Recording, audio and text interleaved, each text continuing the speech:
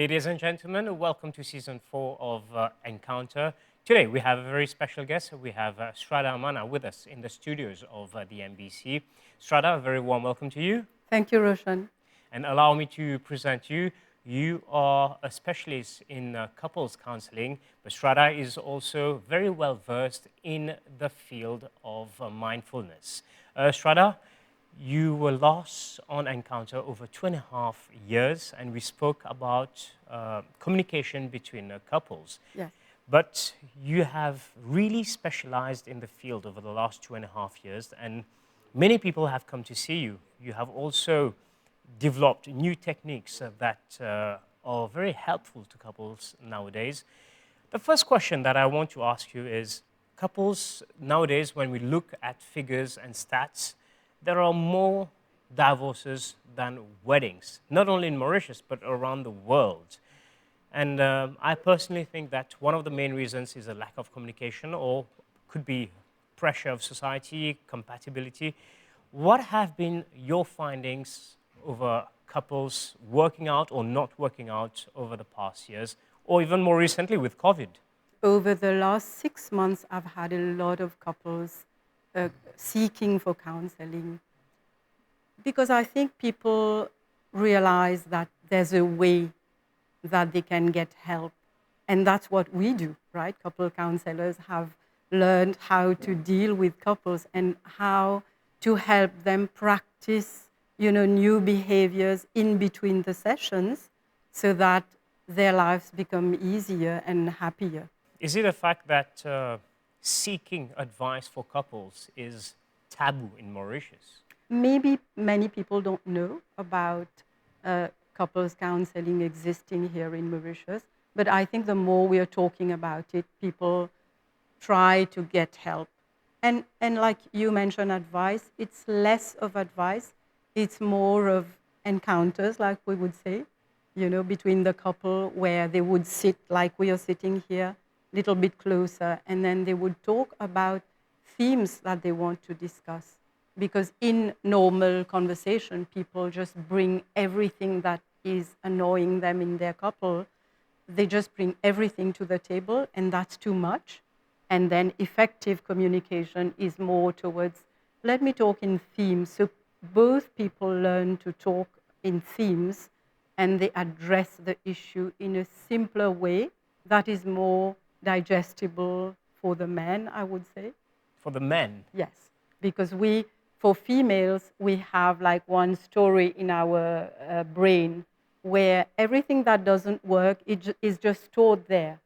So that, let's say, after 5, 10 years, she would say, what you did to me or what your family did to me, she would remember that. And the husband would say, oh, I don't remember that. And then she would get angrier, So it is basically a difference in the brain functioning, not structure, but the functioning of the brain. So you would say the main issue nowadays is the functioning and the communication that are different for men and women. Yes. This is the main cause of couples not getting along nowadays? It is about the brain, but it's also about training, because we haven't heard in our school system or university system anywhere where it teaches you how to address a difficulty that you have with someone else, and also how to reply to that person, because most of us, we are really in our emotions.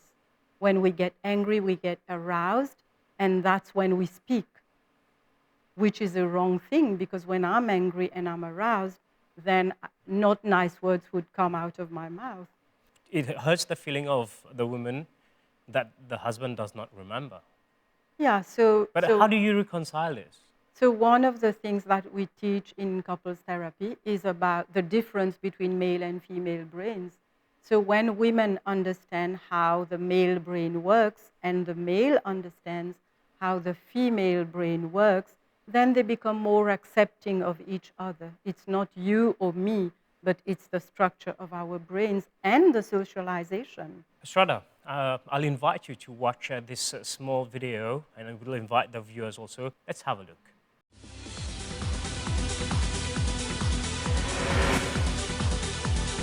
According to a study carried out between 1993 and 2018 by Statistics Mauritius, marriage rates are declining while divorce rates are on the rise. The marriage rate fell from 21.1% in 1993 to 15.9% in 2018. The number of divorced persons increased from 1.4% in 1993 to 3.8% in 2018. Generally, women tend to marry men who are older than them. However, over the past 25 years, the age difference between husband and wife narrowed from 4.9 years in 1993 to 3.1 years in 2018.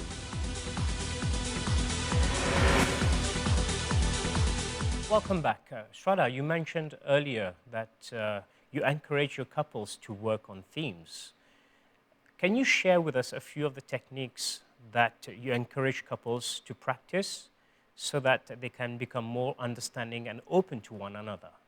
Yeah, so one big theme is, let's say, the couple decides because they have a lot of things going on for them, each one. So then I would ask, is there a theme that you would like to talk about here? What is the most common theme? It's about household chores on women's side, and for men, it's more about being available for sex. Okay. Like you're always tired and you're not available when I need you. So it's related. Can you see how it's related? It's no more men being the dominant partner in the relationship. I think it Sure. has equalized. So I think in 2021 we can address this differently. Sure, because before, women were more submissive. They would let go a lot of things, but now they just want their rights. They want to be respected. But what I was saying is that it's not only household chores. There are things that are being done outside the house. For example, running errands and repairing things that are not working. So one way that it works in couple counseling is that we have both face reality a bit, like make lists of what do you do in the house and what is there to be done. So when they talk about it, I think the main thing here is not about the theme, but it's about the listening. So when the woman talks about, I need your help more with this, then I would train the man to mirror that. So that when he would repeat what the woman is saying, the woman would feel heard, right? And she would hear her own message. And that has to become habit, because the thing is that we talk much more than we listen. And our message doesn't get through. Like, let's say a classic example is, can you keep your shoes away to this place on the shoe stand, let's say? Yes. So I would ask that several times over weeks, over months, and because it's your habit, you do it. So then I would start yelling, and it goes on and on. Okay, it's right? more like a reflex, like It is. built-in habits that have been there for years. It's a lot about that, because see, listening is a very difficult habit to cultivate. This is why in couple counseling, we do that over an hour and a half, and then in between the couple would practice. And that makes the difference, because you would not react to the message that is being sent to you. How does speaking about that help either the wife or the husband to better understand? I just want to understand a little bit the psyche behind it, in fact. Right. So she would get more help, or sometimes nowadays the man is doing a lot more and she would help more. So it would be a cooperation. Both of them are cooperating to make it work for them, for their couple, right? So both benefit from that. But I think, like you mentioned, when people just get married, maybe the first 3 years is a kind of adjustment of how we want our lives to be. And that is the difficulty where people divorce a lot these days, because it's either fight or flight system. That's Especially what they during do. the first 3 years. Especially, there are studies around that where people separate more around that, because they think there's a better person outside. And there isn't, because many people who have separated, when they meet other people, it's the same root cause of me not being able to send my message clearly and concisely and precisely, and the other person not listening or bickering all the time, in the marriage. And I think one thing, when there is effective communication, you are able to speak of anything. Shraddha, let's say just after the wedding, you have the honeymoon. So let's say it's a 2 weeks, 3 weeks period, wedding and honeymoon. So after that, it's a 3-year adaptation period. A big part of a good marriage is premarital counseling, where you talk about things.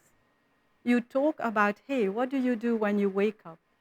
Who's going to do this and that? How are we going to manage our leisure time? How are we going to manage work time? Where are we going? Who are we going to visit during weekends? Because in Mauritius there is that cultural aspect. There's a lot of interference from parents. It's a social pressure.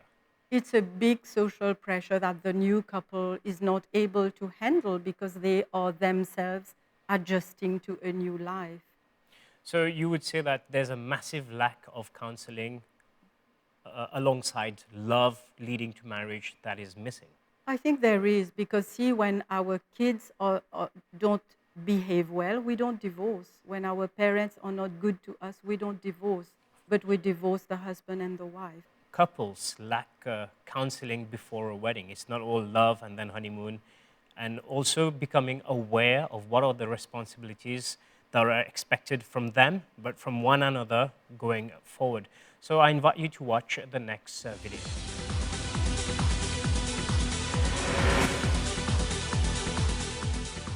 The bond between lovers is special. Relationships grow over time to include others, and this change in the life of the partner makes priorities become complicated. Good communication skills are the keys to any successful relationship because relationships are emotional and rely on interpersonal verbal and non-verbal exchanges between the two people involved. Some effective communication techniques that couples can use are: learn not to talk at the same time, but instead to listen. It is important not to interrupt each other. Number 2, to think before speaking, or else it will lead to regrets after, because a partner may say something that can't be taken back ever. Number 3, remember that communication is to make the relationship bond tighter and not to break up. Try putting oneself in the other person's shoes. Number 4, no hitting below the belt. It means to mind one's language. One of the things that will terminate effective communication is name calling or bringing up something that happened a long time ago. Number 5, facts. A general rule amongst long-time married couples is partners can ask about something, but if it cannot be proven, let it go. Number 6, participate with sincerity and honesty. A conversation is between two people. Silent treatment is not permitted. The opposite of love is not hate, but indifference. Number 7, observation. One way to communicate is to hear what the partner is not saying. Two people in a relationship get to learn each other's fears, goals, values, and dreams. Number 8, body language is a non-verbal communication technique. Even though body language is a thing that is to be observed, it speaks loudly. Number 9, respect. Agree to disagree. Never lose sight of the fact that you two are on the same team and there is no reason to degrade each other or fight because there will always be another issue down the road.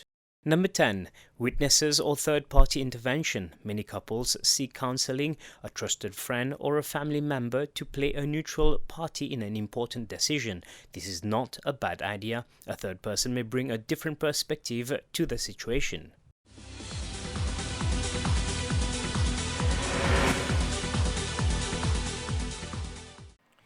Shraddha, we have just watched a video on counseling for couples, whether they are married or not yet married.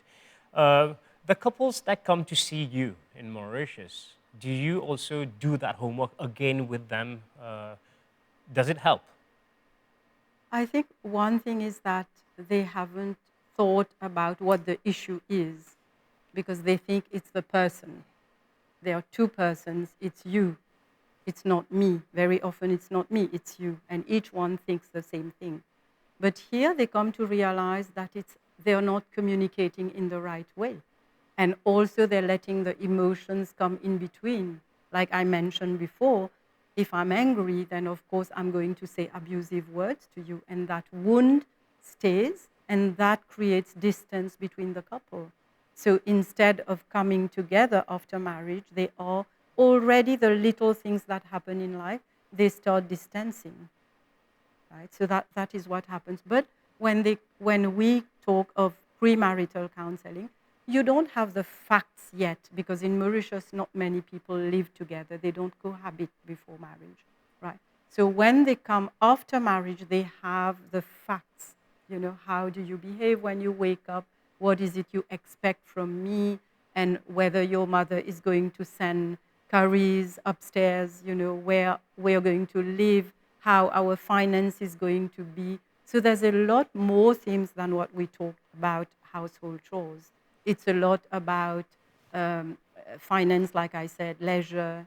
It's about communication. It's about a lot of other things. So there is a need for a very honest, genuine conversation that needs to be had between the partners. Sure, sure. And what we address more in premarital counseling is more about you listening to what I have to say. And this is when they learn listening without being challenged too much, because the facts are not there yet.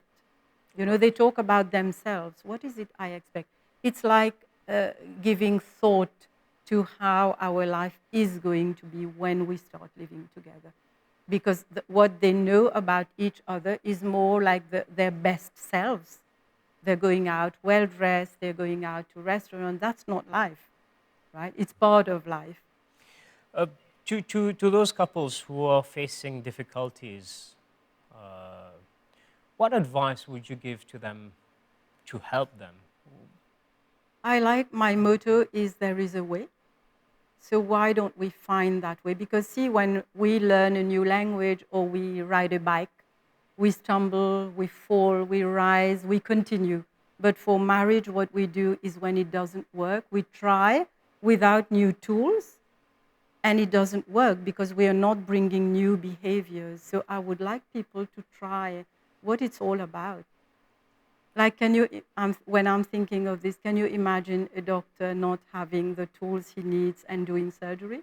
That would be possible. Right. So that's what we are doing in marriage. We're just going thinking that we know.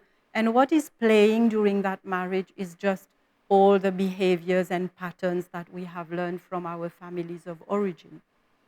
So does that mean that partners give up too easily nowadays? They do. Yes, they do. And they always think that the neighbor's grass is greener. But in fact, it's greener where you water it. That's what we're talking about. So using the tools to water, you know, the relationship, right? And knowing what is going wrong. Because when we have problems, we're just not asking the next question of what is it that I should learn for this to work. Because remember, initially, we talked about the dream, about the love, and everything was perfect. So it's there. The basis is there. Do you believe that couples should do everything together, or both should work their own side, have their own group of friends, but also have some time together? Is it important that they have activities together? I'm not saying household activities. Yes. I believe that both should participate in household activities Yes, sure. and share it. Sure. But do you think it is important for couples to have at least one activity every week? Let's say dancing, or, well, not everyone has time for it, but at least go out for a dinner or do something, one activity every week together or every 2 weeks. Would you share this opinion? Yes, of course. And that should be planned, because when you don't plan it, no, it doesn't happen. All right. Because we are consumed in life, right? So I think this is one major point where we should try to keep the couple and try to reduce the distance. And one other thing that I would add here is that couples should take 1 hour or 1.5 hours to talk about what's happened over the week, right? So that Okay. it doesn't come in little doses every day. So it's like a debriefing? Yes, of course. And then when there is listening, then there is less, you know, problems inside the psyche, because otherwise there is the tape that runs inside. You don't care about me, or why are you doing that? And I'm not able to voice out everything. And that, you know, just accumulates over time and it explodes. But are you not supposed to be doing that when you have a common dinner at night? Not over dinner. Never over dinner? No, you don't talk about problems while driving or over dinner. Please You enjoy enlighten your me. dinner. You enjoy your dinner Of with your course. family. Okay. Yes. But then there is a special time. Let's say I ask couples to have this kind of setting, two chairs facing each other. And that's where we would talk about our problems, not any time and every time or in front of anyone. So you're saying once a week for 1 hour, Yes. couples should sit like we are right now and have a genuine conversation? Yes. Over what bothered them. So What, it starts with positive things. What I appreciated with you over this week was that you kept your shoes in the right place. okay, so that's very interesting. Can we just talk about this? So over the whole week, the person will make a list of the things that he or she did not like. But it is very important to start with the things that they like first, Right. because then it sets a right tone to this conversation. Sure, sure. And we are rewiring the brain to see what the person is doing, and that validates the person, and the person would do more. So that's also a way of showing gratefulness that I appreciate what you did. Sure, sure. Otherwise, we are more negatively biased. Our brains remembers things that are not working, Yes. and this is what couples learn as well. You will never hear someone share uh, a good dream they had. They will always complain about a bad dream they had. Yes. Over time, does this conversation become more and more positive because they are finally getting in tune to one another? Yes, I think it's a lot of learning about validating the partner, and that we don't need to wait till Friday to do that. We can do that as we are doing things, but then we have to keep it, like give it in a strong dose so that the person feels good about himself or herself. Because these things are not validated enough. We talk about problems, like you said, And that also builds trust a lot, between the couple, a lot. good communication. Yes. And And I think self regulation as well. You learn to deal with your own emotions. When you're not happy or you're angry, you need to be able to tolerate that until the time comes for discussion. And I think one important thing you mentioned is not that consuming love, like you have to be together all the time. You need to have your eyes and then come together to have the we for certain things. And that works wonderfully. fantastic. Srada, it has been a pleasure having you for this episode of Encounter. Thank you very much for sharing your wonderful insight and experience. Yeah. Um, I have no doubts that we will be seeing you again for another season. All the best with helping couples working out better for a more successful marriage. Thank you, Roshan, for the opportunity. You're welcome. Thank you very much. Ladies and gentlemen, we have now come to the end of this episode of Encounter. I hope you have enjoyed it as much as I have. If you have any questions or queries on the guest or on the topic that was discussed, drop an email. It's encounter@mbc.itnet.mu. Until the very next program, goodbye.